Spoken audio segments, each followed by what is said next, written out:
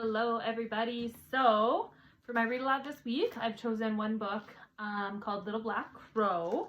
And the reason I chose this book is because we've been working on questioning, and I know we're wrapping that up for our guided reading. And this book does a really good job of asking questions. So it's talking about just one little black crow, and then it's doing a bunch of question asking about what that little black crow is up to. So I thought it would be a good choice for this week. Little Black Crow, and feel free to listen to it at any time during this week when you're working on your questioning. I'm going to turn a little bit. There we go. Little Black Crow. So you can still see my mouth. There we go. Little Black Crow, where do you go? So that's a good question. If you have your voice with you, you can be practicing asking these questions on your voice too.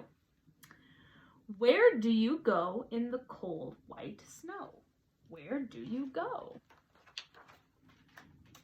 Little Black Crow, where do you fly in the stormy sky? So where does he fly to?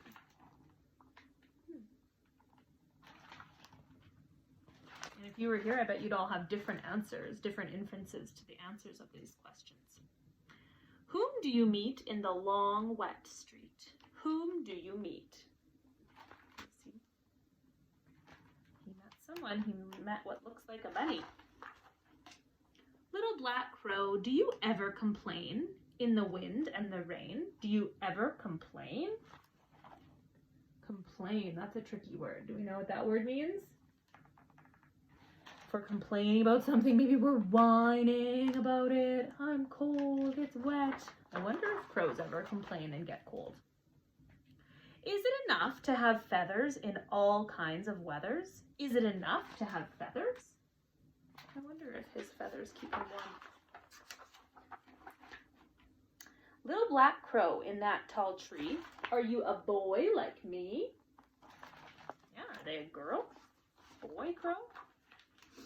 With a sister and a mother and a father and a brother? Are you a boy like me? Yeah, I wonder if the crow has a whole family. Little Black Crow, how do you sleep in the forest so deep? How do you sleep? How does he sleep in the forest? I'd be a little scared if I had to sleep in the forest. Do you ever worry when you hop and you hurry? Are you ever afraid of mistakes that you've made?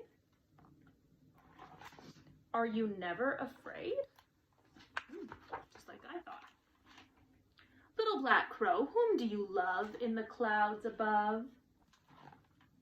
Whom do you love? Is it that little gray dove? Is that who you love? Oh. Good question. Does he love anyone? Little Black Crow, do you ever wonder about lightning or thunder? About morsels you eat? About creatures you meet? I wonder.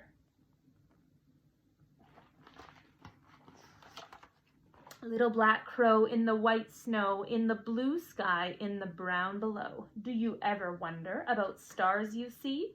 Might you ever wonder about someone like me? I wonder what the crows think about us. I really like that book because it shows us how we can ask so many different kinds of questions just looking at one thing. So all that the author of this story did was look at a crow and then wonder about all the different kinds of things that the crow was doing, or where he was going, or who does he love. And they brainstormed a whole bunch of questions that they wanted to ask the crow. So I encourage you to continue asking questions when you're reading both fiction and nonfiction stories like we talked about this week. See you soon.